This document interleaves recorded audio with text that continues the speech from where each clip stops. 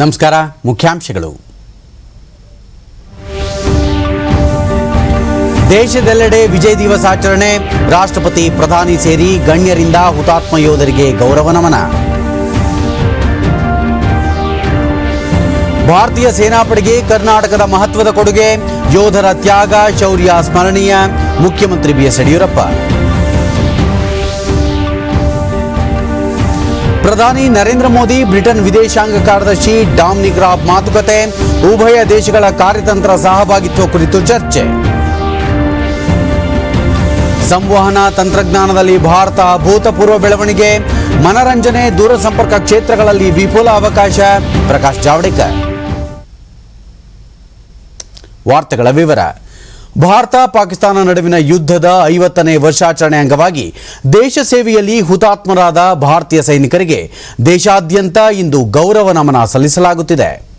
1971ರ ಈ ದಿನ ಪಾಕಿಸ್ತಾನದ ವಿರುದ್ಧ ಭಾರತ ಗೆಲುವು ಸಾಧಿಸಿತ್ತು. ಈ ಯುದ್ಧ ಬಾಂಗ್ಲಾ ವಿಮೋಚನೆಗೆ ಸಂಬಂಧಿಸಿದ್ದಾಗಿದ್ದು ಇದನ್ನು ಪಾಕಿಸ್ತಾನದ ಆಂತರಿಕ ಯುದ್ಧ ಎಂದು ಕರೆಯಲಾಗುತ್ತದೆ. ಡಿಸೆಂಬರ್ 16ರಂದು ಭಾರತದ ಪಶ್ಚಿಮ ಗಡಿಯಲ್ಲಿ ನಡೆದ ಸಶಸ್ತ್ರ ಸಂಘರ್ಷವನ್ನು ಭಾರತ ಪಾಕಿಸ್ತಾನ ಯುದ್ಧ ಎಂದು ಹೇಳಲಾಗುತ್ತದೆ. ಪಾಕಿಸ್ತಾನ ಸೈನ್ಯದ ಶರಣಾಗತಿಯೊಂದಿಗೆ ಈ ಯುದ್ಧ ಕೊನೆಗೊಂಡಿತು. ಇದರ 50ನೇ ವರ್ಷಾಚರಣೆ ನೆನಪಿಗಾಗಿ ದೆಹಲಿಯಲ್ಲಿಂದು ಸ್ವರ್ಣಿಮ್ ವಿಜಯ್ ವರ್ಷ್ ಆಚರಿಸಲಾಗುತ್ತಿದೆ.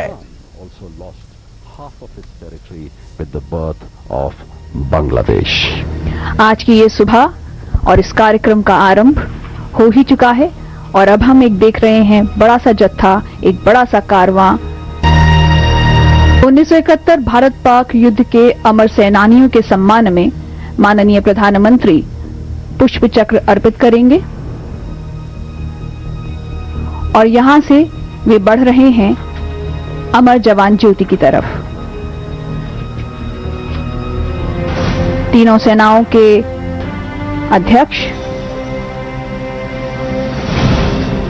उनके साथ थल सेना अध्यक्ष, नौसेना अध्यक्ष, वायुसेना. ಪ್ರಧಾನಿ ನರೇಂದ್ರ ಮೋದಿ ರಾಷ್ಟ್ರೀಯ ಯುದ್ಧ ಸ್ಮಾರಕದ ಬಳಿ ಸ್ವರ್ಣಿಮ್ ವಿಜಯ್ ಮಶಾಲ್ ಬೆಳಗಿಸಿದರು.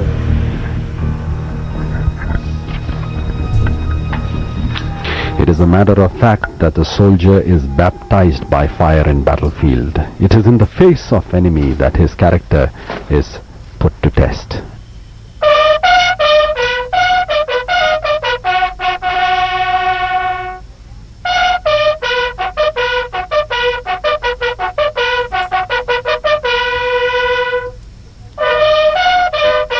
यहां से चारों दिशाओं में भेजी जाएंगी. वॉर वेटरन्स, युद्ध के वयोवृद्ध विजेता. ಈ 4 ಮಶಾಲ್ಗಳು 1971ರ ಯುದ್ಧಕ್ಕಾಗಿ ಪರಮವೀರ ಚಕ್ರ ಮತ್ತು ಮಹಾವೀರ ಚಕ್ರ ಪುರಸ್ಕಾರಗಳನ್ನು ಪಡೆದ ಯೋಧರ ಗ್ರಾಮಗಳು ಸೇರಿದಂತೆ ದೇಶಾದ್ಯಂತ ವಿವಿಧ ಭಾಗಗಳಲ್ಲಿ ಸಂಚರಿಸಲಿವೆ. ಅಲ್ಲದೆ ಆ ಗ್ರಾಮಗಳು ಅಥವಾ ಪ್ರದೇಶಗಳಿಂದ ಮಣ್ಣನ್ನು ಸಂಗ್ರಹಿಸಿ ದೆಹಲಿಯಲ್ಲಿರುವ ಸ್ಮಾರಕಕ್ಕೆ ತರಲಾಗುತ್ತದೆ.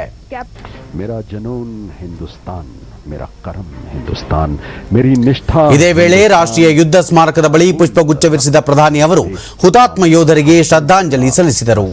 ಯಹಿ ನಾಮ್ ಹಿಂದೂಸ್ತಾನ್, ಹಿಂದೂಸ್ತಾನ್, ಹಿಂದೂಸ್ತಾನ್.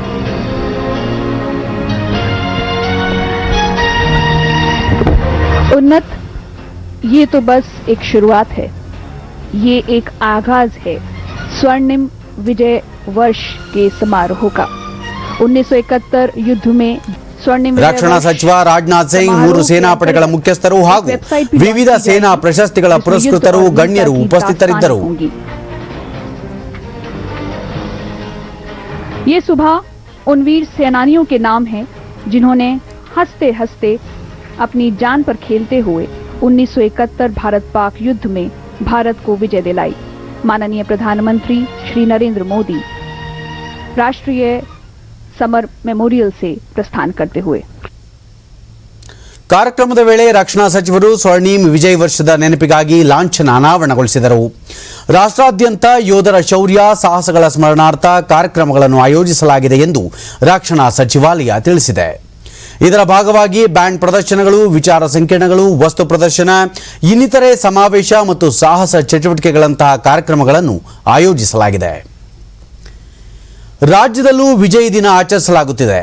ಬೆಂಗಳೂರಿನ ನೆಹರು ತಾರಾಲಯದ ಆವರಣದಲ್ಲಿರುವ ರಾಷ್ಟ್ರೀಯ ಸೇನಾ ಸ್ಮಾರಕಕ್ಕೆ ಮುಖ್ಯಮಂತ್ರಿ ಬಿಎಸ್ ಯಡಿಯೂರಪ್ಪ ಪುಷ್ಪಗುಚ್ಛವಿರಿಸಿ ಹುತಾತ್ಮ ಯೋಧರಿಗೆ ಗೌರವ ಸಮರ್ಪಿಸಿದರು.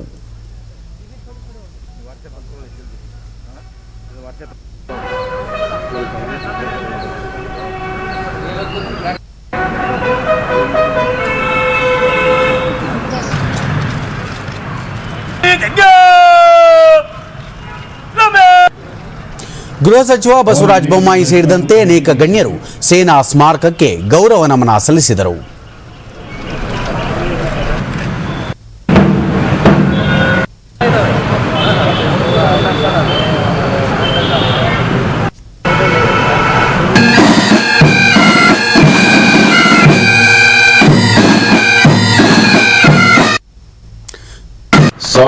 ಮುಖ್ಯಮಂತ್ರಿ ಬಿಎಸ್ ಯಡಿಯೂರಪ್ಪ 1971ರ ಪಾಕಿಸ್ತಾನ ವಿರುದ್ಧದ ಜಯವನ್ನು ಸ್ಮರಿಸಲು ವಿಜಯ ದಿನ ಎಂದು ಆಚರಿಸಲಾಗುತ್ತಿದೆ.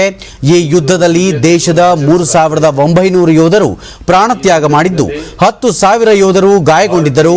ಈ ವೀರ ಯೋಧರ ತ್ಯಾಗ ಮತ್ತು ಶೌರ್ಯ ಸ್ಮರಣೀಯ ಎಂದು ಹೇಳಿದರು. ಭಾರತೀಯ ಸೇನಾಪಡೆಗೆ ಕರ್ನಾಟಕದ ಕೊಡುಗೆ ಅಪಾರ. ಸೇನಾಪಡೆಗೆ 2 ಜನರಲ್ ಹಾಗೂ ಮಾರ್ಷಲ್ಗಳನ್ನು ನೀಡಿದ ಹೆಮ್ಮೆ ನಮ್ಮದು ಎಂದರು. ಜನರಲ್ ಅಮೀರ್ ಅಬ್ದುಲ್ ಖಾನ್ ನಿಯಾಜಿ ಮತ್ತು 91,000 ಸೈನಿಕರು ಭಾರತ ಸೇನೆ ಮತ್ತು ಮುಕ್ತಿ ವಾಹಿನಿ ಒಳಗೊಂಡ ಮಿತ್ರ ಪಡೆಗಳಿಗೆ ಶರಣರಾದರು. ಈ ಯುದ್ಧದಲ್ಲಿ ದೇಶದ ಭದ್ರತೆ ಸುರಕ್ಷತೆಗೆ ಪ್ರಧಾನಮಂತ್ರಿ ನರೇಂದ್ರ ಮೋದಿ ನೇತೃತ್ವದ ಸರ್ಕಾರ ಹೆಚ್ಚಿನ ಪ್ರಾಧಾನ್ಯ ನೀಡಿದೆ. ಭಾರತದ ಸಶಸ್ತ್ರ ಪಡೆಗಳು ನಮ್ಮ ಪ್ರಜಾಪ್ರಭುತ್ವ ಹಾಗೂ ದೇಶದ ಸಮಗ್ರತೆಯನ್ನು ಕಾಪಾಡುವ ಆಧಾರ ಸ್ತಂಭಗಳಾಗಿವೆ. ಭಾರತ ಪಾಕಿಸ್ತಾನ ನಡುವಿನ ಯುದ್ಧದ 50ನೇ ವರ್ಷಾಚರಣೆ ಅಂಗವಾಗಿ ದೇಶ ಸೇವೆಯಲ್ಲಿ ಹುತಾತ್ಮರಾದ ಭಾರತೀಯ ಸೈನಿಕರಿಗೆ ದೇಶಾದ್ಯಂತ ಗೌರವ ಸಲ್ಲಿಸಲಾಗುತ್ತಿದೆ. ಅನೇಕ ಗಣ್ಯರು ಸೈನಿಕರ ಶೌರ್ಯ ಸಾಹಸ ಸ್ಮರಿಸಿ ಗೌರವ ನಮನ ಸಲ್ಲಿಸಿದ್ದಾರೆ. ರಾಷ್ಟ್ರಪತಿ ರಾಮನಾಥ್ ಕೋವಿಂದ್ ವಿಜಯ ದಿವಸದಂದು ನಮ್ಮ ಸಾರ್ವಭೌಮತ್ವ ಕಾಪಾಡಿಕೊಳ್ಳಲು ಮತ್ತು ಮಾನವ ಶ್ರೇಷ್ಠತೆಯನ್ನು ಕಾಪಾಡುವ ನಮ್ಮ ರಾಷ್ಟ್ರದ ಅಚಲ ಬದ್ಧತೆಯನ್ನು ದೃಢೀಕರಿಸಿದ ಸೈನಿಕರ ಶೌರ್ಯವನ್ನು ನೆನಪಿಸೋಣ. ರಾಷ್ಟ್ರ ಅವರ ಸೇವೆಗೆ ಸದಾ ಋಣಿಯಾಗಿರುತ್ತದೆ ಎಂದು ಟ್ವೀಟ್ನಲ್ಲಿ ತಿಳಿಸಿದ್ದಾರೆ.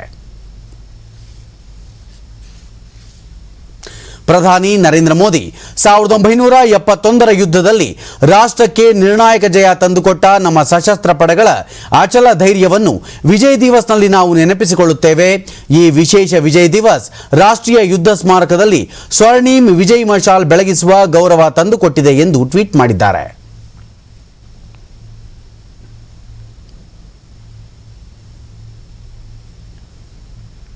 ರಕ್ಷಣಾ ಸಚಿವ ರಾಜನಾಥ್ ಸಿಂಗ್ ವಿಜಯ ದಿವಸದ ಅಂಗವಾಗಿ ಭಾರತೀಯ ಸೇನೆಯ ಶೌರ್ಯ ಮತ್ತು ಪರಾಕ್ರಮದ ಪರಂಪರೆಗೆ ನಮನ ಸಲ್ಲಿಸುತ್ತೇನೆ.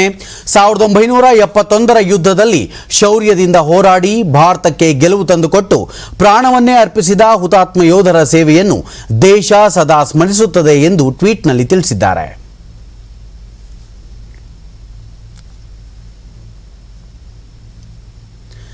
ಕೇಂದ್ರ ಸಂಸದೀಯ ವ್ಯವಹಾರಗಳ ಸಚಿವ ಪ್ರಹ್ಲಾದ್ ಜೋಶಿ ಬಾಂಗ್ಲಾದೇಶದ ವಿಮೋಚನೆಗಾಗಿ 1971ರಲ್ಲಿ ನಡೆದ ಯುದ್ಧದಲ್ಲಿ ಪಾಕಿಸ್ತಾನದ ವಿರುದ್ಧ ಭಾರತೀಯರು ಜಯ ಸಾಧಿಸಿದ ದಿನವನ್ನು ವಿಜಯ್ ದಿವಸ್ ಎಂದು ದೇಶಾದ್ಯಂತ ಆಚರಿಸಲಾಗುತ್ತಿದೆ. ಈ ಯುದ್ಧದಲ್ಲಿ ರಾಷ್ಟ್ರಕ್ಕಾಗಿ ಹುತಾತ್ಮರಾದ ಸೈನಿಕರಿಗೆ ಗೌರವ ಸಲ್ಲಿಸುವ ಮೂಲಕ ಅವರ ತ್ಯಾಗವನ್ನು ಸ್ಮರಿಸೋಣ ಎಂದು ಹೇಳಿದ್ದಾರೆ.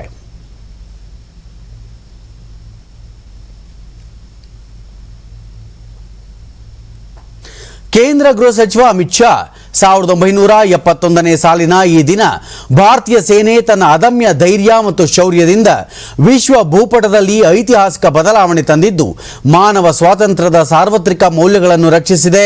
ಪ್ರತಿಯೊಬ್ಬ ಭಾರತೀಯರನ್ನು ಹೆಮ್ಮೆ ಪಡುವ ದಿನ ಇದಾಗಿದೆ. ದೇಶದ ಜನತೆಗೆ ವಿಜಯ ದಿವಸದ ಶುಭಾಶಯಗಳು ಎಂದು ಟ್ವೀಟ್ ಮಾಡಿದ್ದಾರೆ. ಬಿಜೆಪಿ ಅಧ್ಯಕ್ಷ ಜೆಪಿ ನಡ್ಡಾ ಪಾಕಿಸ್ತಾನದ ವಿರುದ್ಧ ಭಾರತದ ಯೋಧರು ಶೌರ್ಯ ಮತ್ತು ಪರಾಕ್ರಮ ಮೆರೆದ ಈ ದಿನವನ್ನು ವಿಜಯ್ ದಿವಸ್ ಆಗಿ ಆಚರಿಸಲಾಗುತ್ತಿದೆ.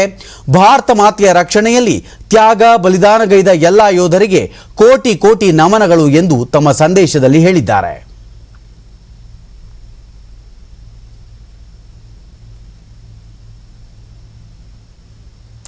ಮುಖ್ಯಮಂತ್ರಿ ಬಿಎಸ್ ಯಡಿಯೂರಪ್ಪ ಈ ವಿಜಯ ದಿವಸದಂದು ನಮ್ಮ ಹುತಾತ್ಮ ವೀರ ಯೋಧರಿಗೆ ನಮನಗಳು. ಭಾರತೀಯ ಸೇನಾಪಡೆಗಳ ಶೌರ್ಯ ಪರಾಕ್ರಮ ಮತ್ತು ಕರ್ತವ್ಯ ನಿಷ್ಠೆ ನಮ್ಮ ಹೆಮ್ಮೆ ಎಂದು ಟ್ವೀಟ್ ಮಾಡಿದ್ದಾರೆ.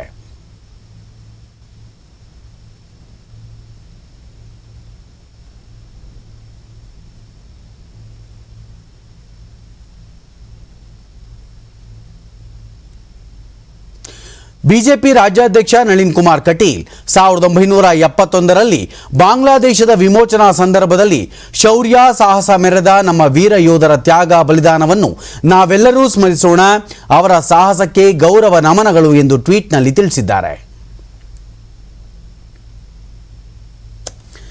ಬಾಂಗ್ಲಾದೇಶ ವಿಮೋಚನೆಗಾಗಿ 1971ರ ಪಾಕಿಸ್ತಾನ ವಿರುದ್ಧದ ಯುದ್ಧದಲ್ಲಿ ಅನೇಕ ಯೋಧರು ಶೌರ್ಯ ಸಾಹಸ ಪ್ರದರ್ಶಿಸಿ ಭಾರತಕ್ಕೆ ಐತಿಹಾಸಿಕ ಗೆಲುವು ತಂದುಕೊಟ್ಟಿದ್ದರು.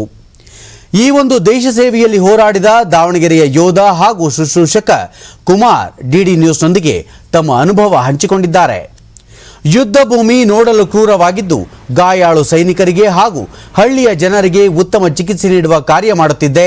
ತೀವ್ರ ಗಾಯಗೊಂಡ ಸೈನಿಕರನ್ನು ಸೇನಾಸ್ಪತ್ರೆಗೆ ರವಾನೆ ಮಾಡಲಾಗುತ್ತಿತ್ತು. ಸೆರೆಯಾದ ಪಾಕಿಸ್ತಾನದ ಸೈನಿಕರಿಗೂ ಸಹ ಚಿಕಿತ್ಸೆ ನೀಡಲಾಗುತ್ತಿತ್ತು. ಯುದ್ಧದ ಜಯದ ನಂತರ ನಾವು ಹುಟ್ಟೂರಿಗೆ ಹಿಂತಿರುಗಿದೆವು. ದೇಶಕ್ಕಾಗಿ ಸೇವೆ ಸಲ್ಲಿಸಿರುವುದು ಹೆಮ್ಮೆಯ ಸಂಗತಿ ಎಂದು ಅಭಿಮಾನದಿಂದ ಹೇಳಿದ್ದಾರೆ. ದೇಶಾಭಿಮಾನವಾಗಿ ಪೇಷಂಟ್ಗಳಿಗೆಲ್ಲ ಒಳ್ಳೆ ಟ್ರೀಟ್ಮೆಂಟ್ ಕೊಡ್ತಾ ಇದ್ವಿ. ಈವನ್ ಅಲ್ಲಿ ಬಂಬಾರ್ಡ್ಮೆಂಟ್ ಮಾಡಿ ಇಡೀ ಬಿಲ್ಡಿಂಗ್ಸ್ ಎಲ್ಲ ಕೆಡವಿ ಅಲ್ಲಿ ಹಳ್ಳಿಗಳ ಜನರನ್ನು ಕೂಡ ಅವರು ಬಾಂಬನ್ನು ಹಾಕಿ ಗುಂಡು ಹಾಕಿ ಕೊಲ್ತಾ ಇದ್ರು. ನಾವು ಆ ಪೇಷಂಟ್ಗಳೆಲ್ಲ ಒಳ್ಳೆ ಟ್ರೀಟ್ಮೆಂಟ್ ಕೊಡ್ತಾ ಇದ್ವಿ. ಆಮೇಲೆ ಸೀರಿಯಸ್ ಪೇಷಂಟ್ಗಳೆಲ್ಲ ನಾವು ಫಸ್ಟ್ ಏಡ್ ಕೊಟ್ಟು ಬ್ಯಾಕ್ ಸೈಡ್ ನಮ್ಮ ಮಿಲಿಟರಿ ಹಾಸ್ಪಿಟಲ್ ಎಲ್ಲ ರವಾನೆ ಟ್ರಾನ್ಸ್ಫರ್ ಮಾಡ್ತಾ ಇದ್ವಿ. 1971ರ ಭಾರತ ಪಾಕ್ ಯುದ್ಧದಲ್ಲಿ ಭಾರತೀಯ ಸೇನೆಯ ಅದ್ವಿತೀಯ ವಿಜಯವನ್ನು ಸ್ಮರಿಸಲು ಇಂದು ವಿಜಯ್ ದಿವಸ ಆಚರಿಸಲಾಗುತ್ತಿದೆ. ಈ ಯುದ್ಧದಲ್ಲಿ ಹುತಾತ್ಮರಾದ ಯೋಧರಿಗೆ ಗೌರವ ಸಲ್ಲಿಸಲಾಗುತ್ತಿದೆ. ಈ ಯುದ್ಧದಲ್ಲಿ ಪಾಲ್ಗೊಂಡ ಹಲವು ಭಾರತೀಯ ಸೈನಿಕರು ಇಂದು ಕೂಡ ಆ ಯುದ್ಧದ ಸನ್ನಿವೇಶವನ್ನು ನೆನಪಿಸಿಕೊಳ್ಳುತ್ತಾರೆ. ಈ ಕುರಿತು ಒಂದು ವರದಿ.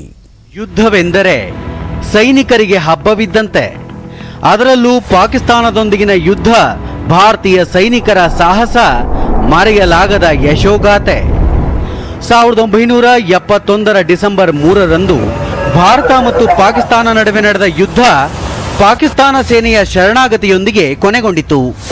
ಈ ಯುದ್ಧದಲ್ಲಿ ಭಾರತೀಯ ಸೇನೆ ಪ್ರಮುಖ ಪಾತ್ರ ವಹಿಸಿತು. ಅಂತಿಮವಾಗಿ ಪೂರ್ವ ಪಾಕಿಸ್ತಾನ ಬಾಂಗ್ಲಾದೇಶವಾಗಿ ಅಸ್ತಿತ್ವಕ್ಕೆ ಬಂದಿತು. ಈ ಯುದ್ಧದಲ್ಲಿ ಪಾಲ್ಗೊಂಡ ಕರ್ನಾಟಕದ ಸೈನಿಕರು ತಮ್ಮ ಅನುಭವಗಳನ್ನು ಹಂಚಿಕೊಂಡಿದ್ದಾರೆ. ನಿವೃತ್ತ ಸೇನಾಧಿಕಾರಿ ವಿಲಿಯಂ ಜಾರ್ಜ್ 19ನೇ ಮದ್ರಾಸ್ ಇನ್ಫೆಂಟ್ರಿ ಕರ್ನಾಟಕ ಬೆಟಾಲಿಯನ್ನಲ್ಲಿ ಸೇವೆ ಸಲ್ಲಿಸಿದ್ದ ತಾವು 1971ರ ಯುದ್ಧದಲ್ಲಿ ಪಡೆದ ಹಲವು ಅನುಭವಗಳು ಕಾರ್ಗಿಲ್ ಯುದ್ಧದಲ್ಲಿ ಸಹಕಾರಿಯಾಯಿತು. ಮುಂದೆಯೂ ಯಾವುದೇ ಯುದ್ಧ ಎದುರಾದರೂ ದೇಶದ ಪರವಾಗಿ ಹೋರಾಡಲು ಸಿದ್ಧವಿರುವುದಾಗಿ ತಿಳಿಸಿದರು. ಆ್ಯಕ್ಚುಲಿ ನಾನು 71 ವಾರ ಬಗ್ಗೆ ನಾವು ಸುಮಾರು ಎಕ್ಸ್ಪೀರಿಯನ್ಸ್ ಕಲ್ತಿದ್ದೀವಿ ನಮ್ಮ ಗುರುಗಳಿಂದ. ಸೊ ಹಾಗಾಗಿ ಮುಂದೆ ನಾವು ಕಾರ್ಗಿಲ್ ಅಟೆಂಡ್ ಮಾಡಿದ್ದೀವಿ. ಆಮೇಲೆ like IPKF Indian piece keeping force Sri Lanka ಹೋಗಿ ಬಂದಿದ್ದೀವಿ. ಮಾಜಿ ಸೈನಿಕ ಸಂಶುದ್ದೀನ್ ತಾವು ಮರಾಠಿ ರೆಜಿಮೆಂಟ್ಗೆ ಸೇರಿದವರಾಗಿದ್ದು ಬೆಳಗಾವಿಯಲ್ಲಿ ತರಬೇತಿ ಪಡೆದು ದೇಶದ ಹಲವು ಭಾಗಗಳಲ್ಲಿ ಸೇವೆ ಸಲ್ಲಿಸಿರುವುದಾಗಿ ತಿಳಿಸಿದರು. ನಮ್ಮ ಪೀರಿಯಡಲ್ಲಿ ನಮಗೆ ಕಾರ್ಗಿಲ್ ವಾರ್ ಅಟೆಂಡ್ ಮಾಡೋಕ್ಕೆ ಒಂದು ಅವಕಾಶ ಸಿಕ್ತು. ಆ ಅವಕಾಶ ಸಿಕ್ಕಿದ್ದು ನಾವು ಬಿಡಲಿಲ್ಲ. ಅದರಲ್ಲಿ ನಾವು ಅದು ಅಟೆಂಡ್ ಮಾಡಿದ್ದೀವಿ. ಅದು ಅಟೆಂಡ್ ಮಾಡಿ ನಾವು ವಿಜಯ ದಿವಸ ಅಂತ ನಾವು ಘೋಷಿಸಿದೆ, ವಿಜಯ ತಗೊಂಡಿದ್ದೀವಿ ಅದರಿಂದ.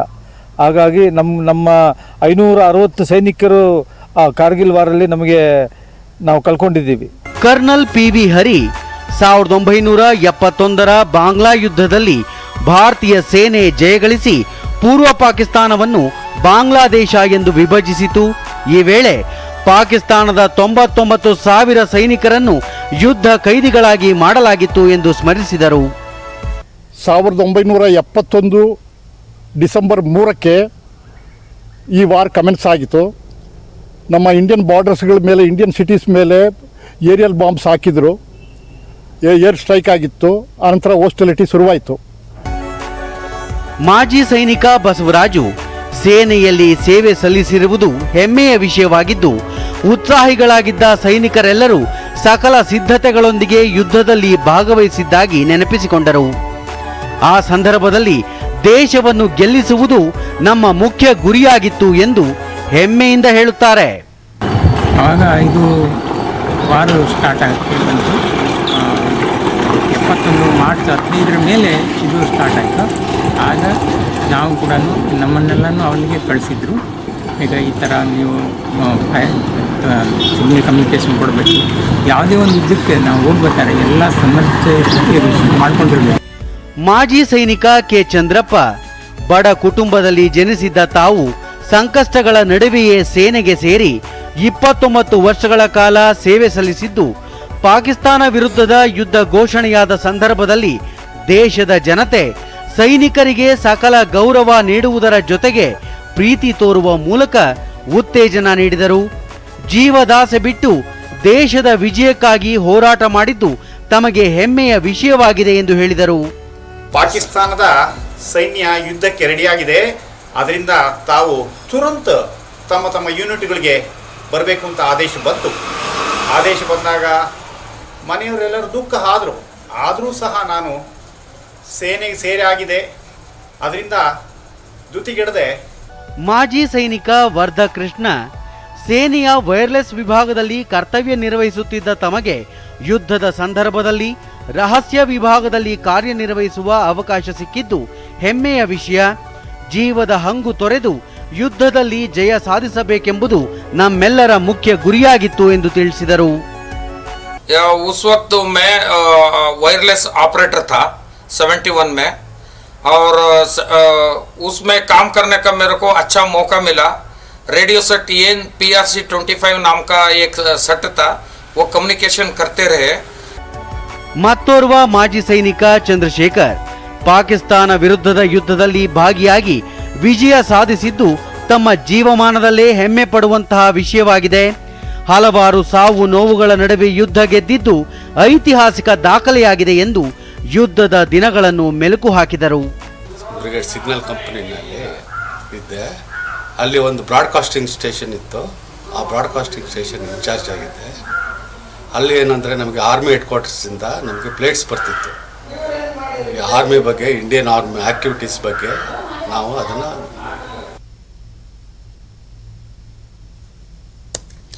ನಾಲ್ಕು ದಿನಗಳ ಭಾರತ ಪ್ರವಾಸದಲ್ಲಿರುವ ಬ್ರಿಟನ್ ವಿದೇಶಾಂಗ ಕಾರ್ಯದರ್ಶಿ ಡಾಮಿನಿಕ್ ರಾಬ್ ದೆಹಲಿಯಲ್ಲಿಂದು ಪ್ರಧಾನಿ ನರೇಂದ್ರ ಮೋದಿ ಅವರನ್ನು ಭೇಟಿ ಮಾಡಿ ಮಾತುಕತೆ ನಡೆಸಿದರು. ಉಭಯ ದೇಶಗಳ ಕಾರ್ಯತಂತ್ರ ಸಹಭಾಗಿತ್ವ ಕುರಿತ ವಿವಿಧ ಅಂಶಗಳ ಬಗ್ಗೆ ಮಾತುಕತೆಯಲ್ಲಿ ಚರ್ಚೆ ನಡೆಸಲಾಯಿತು.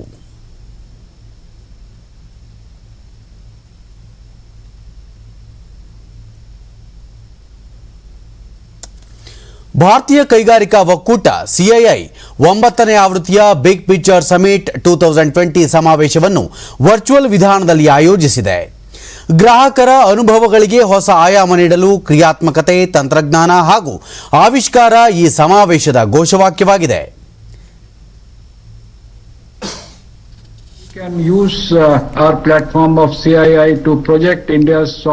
ವಾರ್ತಾ ಮತ್ತು ಪ್ರಸಾರ ಸಚಿವಾಲಯದ ಕಾರ್ಯದರ್ಶಿ ಅಮಿತ್ ಖರೆ ಭಾರತದ ಕ್ರಿಯಾತ್ಮಕ ಶಕ್ತಿ ಸಾಮರ್ಥ್ಯಗಳನ್ನು ಜಾಗತಿಕ ಮಟ್ಟದಲ್ಲಿ ಅನಾವರಣಗೊಳಿಸಲು ಮಾಧ್ಯಮಗಳು ಸಶಕ್ತವಾಗಿವೆ ಎಂದರು. highlight a different aspect of the TRPs, and this is where the ratings that Doordarshan achieved through the airing of Ramayana and Mahabharata.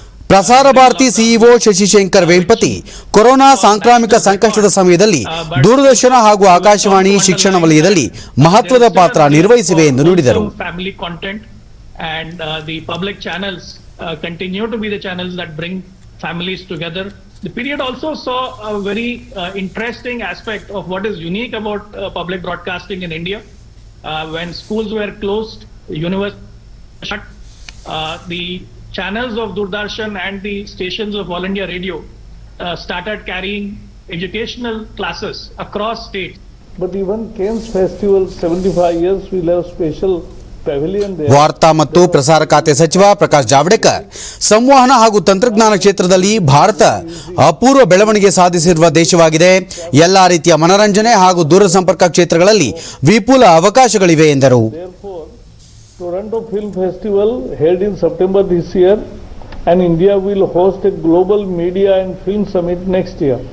So, with all these packed programs, I think the big picture initiative is very important, and I wish the deliberations all the best. Give your suggestions, we'll definitely consider them. ಮೈಸೂರಿನ ಚಾಮರಾಜ ವಿಧಾನಸಭಾ ಕ್ಷೇತ್ರದ ಸ್ವಾತಂತ್ರ್ಯ ಹೋರಾಟಗಾರರ ಉದ್ಯಾನವನದಲ್ಲಿ 1 ಕೋಟಿ ರೂಪಾಯಿ ವೆಚ್ಚದ ಸಮಗ್ರ ಅಭಿವೃದ್ಧಿ ಹಾಗೂ ಕುಡಿಯುವ ನೀರಿನ ಘಟಕ ಕಾಮಗಾರಿಗೆ ಭೂಮಿ ಪೂಜೆ ನೆರವೇರಿಸಿ ಸಹಕಾರ ಹಾಗೂ ಜಿಲ್ಲಾ ಉಸ್ತುವಾರಿ ಸಚಿವ ಎಸ್ ಟಿ ಸೋಮಶೇಖರ್ ಚಾಲನೆ ನೀಡಿದರು.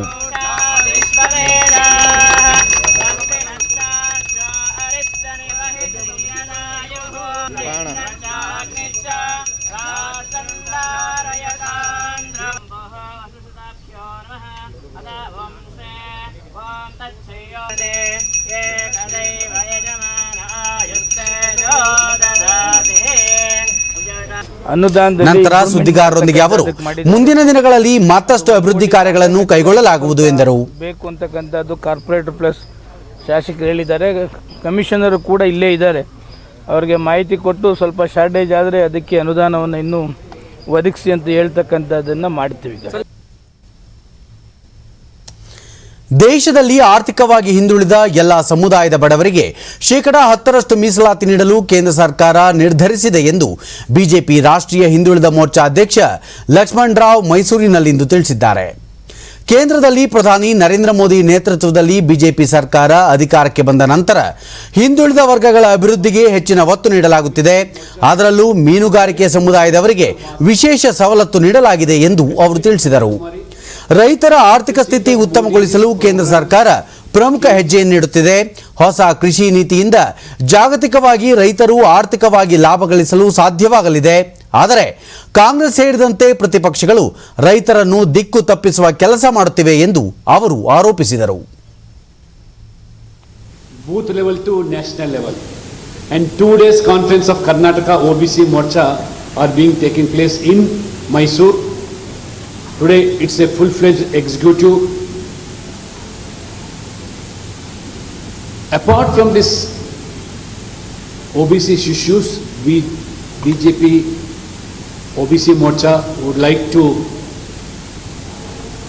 reach out to the people with all the Modi schemes and Modi programs and whatever the historical decisions taken by this Modi government. ಮುಕ್ತ ಮನಸ್ಸಿನೊಂದಿಗೆ ರೈತರ ಸಮಸ್ಯೆಗಳಿಗೆ ಪರಿಹಾರ ಸೂಚಿಸಲು ಸರ್ಕಾರ ಬದ್ಧವಾಗಿದೆ. ರೈತ ಸಂಘಟನೆಗಳೊಂದಿಗೆ ಮಾತುಕತೆ ಮುಂದುವರಿಸುವ ಆಶಾಭಾವನೆಯನ್ನು ಸರ್ಕಾರ ಹೊಂದಿದೆ ಎಂದು ಕೇಂದ್ರ ಕೃಷಿ ಸಚಿವ ನರೇಂದ್ರ ಸಿಂಗ್ ತೋಮರ್ ಪುನರುಚ್ಚರಿಸಿದ್ದಾರೆ. ಕೃಷಿ ಸುಧಾರಣಾ ಕಾನೂನುಗಳು ರೈತರ ಪರವಾಗಿದ್ದು ಅವುಗಳನ್ನು ಹಿಂಪಡೆಯುವ ಅಗತ್ಯವಿಲ್ಲ.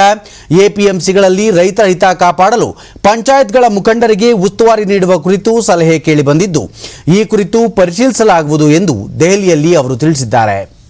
ರೈತರ ಉತ್ಪನ್ನಗಳನ್ನು ಕನಿಷ್ಠ ಬೆಂಬಲ ಬೆಲೆ ಎಂಎಸ್ಪಿ ಯೋಜನೆಯಡಿ ಖರೀದಿಸುವುದು ಆಡಳಿತಾತ್ಮಕ ನಿರ್ಧಾರವಾಗಿದ್ದು ಇದು ಮುಂದುವರಿಯಲಿದೆ.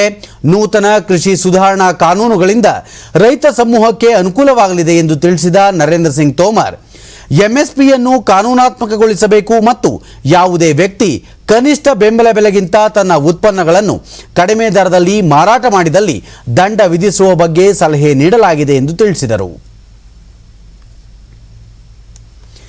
ದೇಶಾದ್ಯಂತ ಕೊರೋನಾ ಸೋಂಕಿತರ ಪ್ರಮಾಣ ಕ್ರಮೇಣ ಇಳಿಕೆಯಾಗುತ್ತಿದೆ.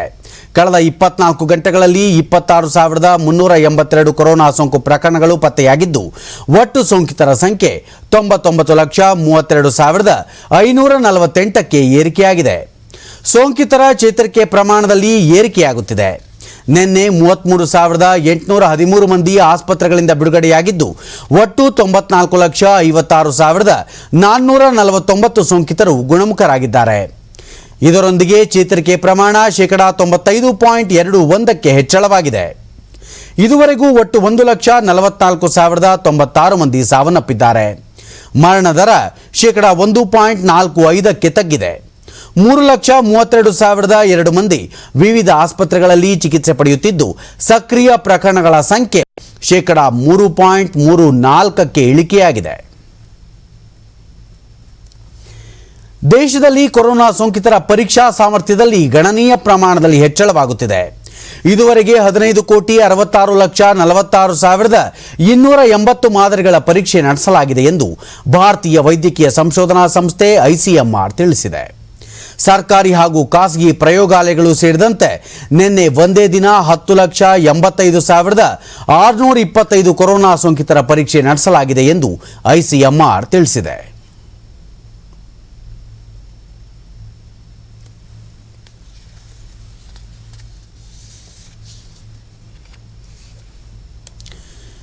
ಬೆಂಗಳೂರಿನ ಅಂಚೆ ಕಚೇರಿಯಲ್ಲಿ ಸಾರ್ವಜನಿಕರಿಗೆ ಅನುಕೂಲವಾಗುವಂತೆ ಜನಸೇವಾ ಕೇಂದ್ರಗಳನ್ನು ಪ್ರಾರಂಭಿಸಿದ್ದು chief post master general Sharada Sampath ನಿನ್ನೆ ಚಾಲನೆ ನೀಡಿದರು. ಅಂಚೆ ಇಲಾಖೆ ಹಿರಿಯ ಅಧೀಕ್ಷಕ ಚಂದ್ರಶೇಖರ್ ಹಾಗೂ ಮುಖ್ಯ ಅಧಿಕಾರಿಗಳು ಉಪಸ್ಥಿತರಿದ್ದರು. ಉತ್ತಮ ಸೇವೆ ಸಲ್ಲಿಸಿದ ಇಬ್ಬರಿಗೆ ಮೇಘದೂತ ಪ್ರಶಸ್ತಿ ಪ್ರದಾನ ಮಾಡಲಾಯಿತು.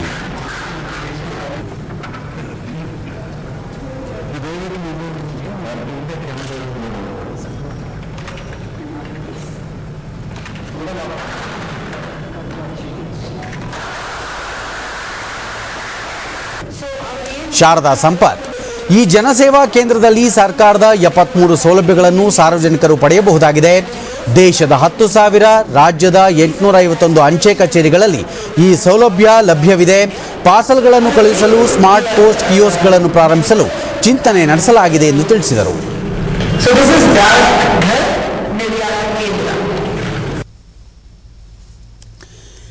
ದೆಹಲಿಯಲ್ಲಿ ಮುಂದಿನ ವರ್ಷದ ಜನವರಿ 26ರಂದು ನಡೆಯಲಿರುವ ಗಣರಾಜ್ಯೋತ್ಸವ ಕಾರ್ಯಕ್ರಮದಲ್ಲಿ ಬ್ರಿಟನ್ ಪ್ರಧಾನಿ ಬೋರಿಸ್ ಜಾನ್ಸನ್ ಮುಖ್ಯ ಅತಿಥಿಯಾಗಿ ಪಾಲ್ಗೊಳ್ಳಲಿದ್ದಾರೆ. ಭಾರತಕ್ಕೆ ಭೇಟಿ ನೀಡಿರುವ ಬ್ರಿಟನ್ನ ವಿದೇಶಾಂಗ ಕಾರ್ಯದರ್ಶಿ ಡಾಮಿನಿಕ್ ರಾಬ್ ಅವರು ನಿನ್ನೆ ವಿದೇಶಾಂಗ ವ್ಯವಹಾರಗಳ ಸಚಿವ ಎಸ್ ಜೈಶಂಕರ್ ಅವರೊಂದಿಗೆ ಮಾತುಕತೆ ವೇಳೆ ಈ ವಿಷಯ ಖಚಿತಪಡಿಸಿದರು.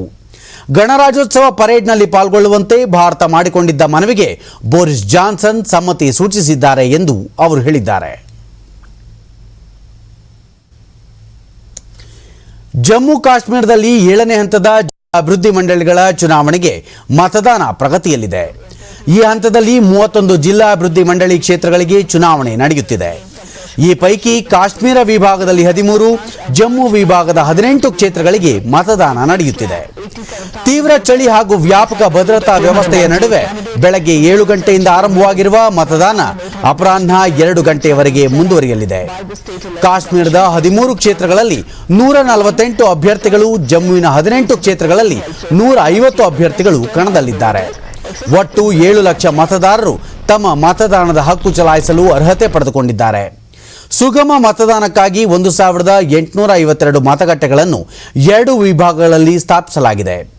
ಇದಕ್ಕೂ ಮೊದಲು ನಡೆದ 6ನೇ ಹಂತದ ಚುನಾವಣೆಯಲ್ಲಿ 50% ಮತದಾನವಾಗಿತ್ತು. ಉಳಿದ 28 ಕ್ಷೇತ್ರಗಳಿಗೆ ಕೊನೆಯ ಹಂತವಾಗಿ ಡಿಸೆಂಬರ್ 19ರಂದು ಮತದಾನ ಜರುಗಲಿದ್ದು ಡಿಸೆಂಬರ್ 22ರಂದು ಮತ ಎಣಿಕೆ ನಡೆಸಲಾಗುತ್ತದೆ. ಕೊನೆಯಲ್ಲಿ ಮತ್ತೊಮ್ಮೆ ಮುಖ್ಯಾಂಶಗಳು. ದೇಶದೆಲ್ಲೆಡೆ ವಿಜಯ್ ದಿವಸ್ ಆಚರಣೆ, ರಾಷ್ಟ್ರಪತಿ ಪ್ರಧಾನಿ ಸೇರಿ ಗಣ್ಯರಿಂದ ಹುತಾತ್ಮ ಯೋಧರಿಗೆ ಗೌರವ ನಮನ. ಭಾರತೀಯ ಸೇನಾಪಡೆಗೆ ಕರ್ನಾಟಕದ ಮಹತ್ವದ ಕೊಡುಗೆ, ಯೋಧರ ತ್ಯಾಗ ಶೌರ್ಯ ಸ್ಮರಣೀಯ, ಮುಖ್ಯಮಂತ್ರಿ ಬಿಎಸ್ ಯಡಿಯೂರಪ್ಪ. ಪ್ರಧಾನಿ ನರೇಂದ್ರ ಮೋದಿ ಬ್ರಿಟನ್ ವಿದೇಶಾಂಗ ಕಾರ್ಯದರ್ಶಿ ಡಾಮಿನಿಕ್ ರಾಬ್ ಮಾತುಕತೆ, ಉಭಯ ದೇಶಗಳ ಕಾರ್ಯತಂತ್ರ ಸಹಭಾಗಿತ್ವ ಕುರಿತು ಚರ್ಚೆ. ಸಂವಹನ ತಂತ್ರಜ್ಞಾನದಲ್ಲಿ ಭಾರತ ಅಭೂತಪೂರ್ವ ಬೆಳವಣಿಗೆ, ಮನರಂಜನೆ ದೂರಸಂಪರ್ಕ ಕ್ಷೇತ್ರಗಳಲ್ಲಿ ವಿಪುಲ ಅವಕಾಶ, ಪ್ರಕಾಶ್ ಜಾವಡೇಕರ್. ನಮ್ಮ ವಾರ್ತಾ ಪ್ರಸಾರವನ್ನು ನೀವು ಡಿಡಿ ಚಂದನ ನ್ಯೂಸ್ ಯೂಟ್ಯೂಬ್ ಚಾನೆಲ್ನಲ್ಲೂ ವೀಕ್ಷಿಸಬಹುದು. ನಮ್ಮ ಮುಂದಿನ ವಾರ್ತಾ ಪ್ರಸಾರ ಸಂಜೆ 4:30ಕ್ಕೆ ಡಿಡಿ ಚಂದನದಲ್ಲಿ. ನಮಸ್ಕಾರ.